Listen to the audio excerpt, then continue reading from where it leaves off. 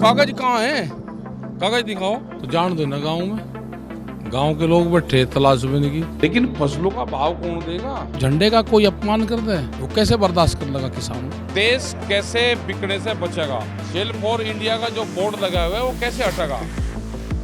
2021 में 3 कृषि कानूनों को वापस करने की मांग लेकर दिल्ली के बॉर्डरों पर बैठे किसानों का आंदोलन नैतिकता के बोझ तले दबने लगा था। 26 जनवरी 2021 को कुछ ऐसा हुआ कि महीनों से चला आ रहा किसान आंदोलन उग्र हो गया और गणतंत्र दिवस के दिन लाल किले के गुंबदों पर धार्मिक झंडा लगाए जाने की देश भर में आलोचना हुई। ऐसा लग रहा था कि मानो अब इस आंदोलन का प्रभाव खत्म हो रहा हो। लेकिन इस बीच एक आवाज उठी, देश का किसान सीने पर गोली खाएगा पर पीछे नहीं हटेगा। ये आवाज थी किसान नेता राकेश टिकैत की। इसके बाद जैसे इस आंदोलन को नई ऊर्जा मिल गई हो, गाजीपुर बॉर्डर पर उनके आंसुओं ने किसान आंदोलन की धार ही बदल दी। इसके बाद केंद्र सरकार को प्रस्तावित कृषि कानूनों को वापस लेना पड़ा। हाय, मेरा नाम है सृष्टि गोयल और आप देख रहे हैं एबीपी लाइव का खास शो व्यक्तित्व। आज व्यक्तित्व में बात होगी जाने माने किसान नेता राकेश टिकैत की। एक बार फिर पंजाब, हरियाणा और पश्चिमी उत्तर प्रदेश के किसान अपनी मांगों को लेकर सड़कों पर उतर आए हैं। इस बीच राकेश टिकैत इस आंदोलन में नजर नहीं आ रहे थे, लेकिन अब उनके एक बयान से साफ हो गया है कि टिकैत भले ही सामने ना खड़े हो, लेकिन इस आंदोलन को उनका पूरा समर्थन है। राकेश टिकैत देश में किसानों के सबसे बड़े नेताओं में शुमार माने जाने वाले महेंद्र सिंह टिकैत के बेटे हैं। महेंद्र सिंह टिकैत के आह्वान पर राज्यों से लेकर केंद्र तक की सरकारें हिल जाती थी।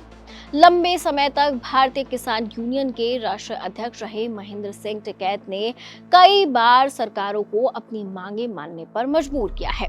महेंद्र सिंह टिकैत के निधन के बाद बालियान खाप की परंपरा के अनुसार उनके सबसे बड़े बेटे नरेश टिकैत को पगड़ी पहनाकर उनकी विरासत सौंपी गई थी।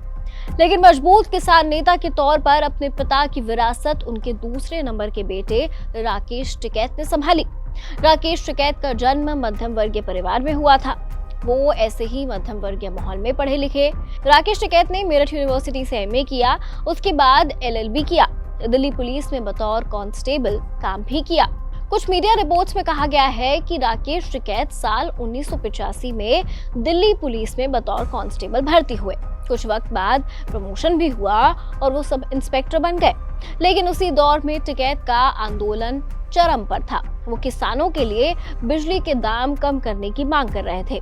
सरकार उनसे परेशान थी क्योंकि उन्हें बड़ा जन समर्थन प्राप्त था। उसी समय राकेश टिकैत पर अपने पिता से आंदोलन खत्म करने का दबाव बनाया गया। लेकिन राकेश टिकैत ने नौकरी छोड़कर पिता के आंदोलन में शामिल होने का फैसला कर लिया। किसानों के हकों की लड़ाई लड़ने के दौरान राकेश टिकैत 40 से ज्यादा बार जेल जा चुके हैं। मध्य प्रदेश, दिल्ली, राजस्थान समेत कई राज्यों में किसानों के मुद्दे उठाने के कारण उन्हें जेल की हवा खानी पड़ी है। अब भी उन पर कई मुकदमे चल रहे हैं। गणतंत्र दिवस पर ट्रैक्टर परेड के दौरान हुई हिंसा के मामले में भी दिल्ली पुलिस के एफआईआर में अन्य किसान नेताओं के साथ उनका नाम भी शामिल है। इसके बाद राकेश टिकैत ने किसान यूनियन के जरिए राजनीति में आने का प्रयास किया। वो 2007 में मुजफ्फरनगर की खतौली विधानसभा सीट से निर्दलीय चुनाव लड़े, लेकिन वो ये चुनाव हार गए। दूसरी बार उन्होंने फिर से भाग्य आजमाया और 2014 में अमरोहा से लोकसभा चुनाव लड़े।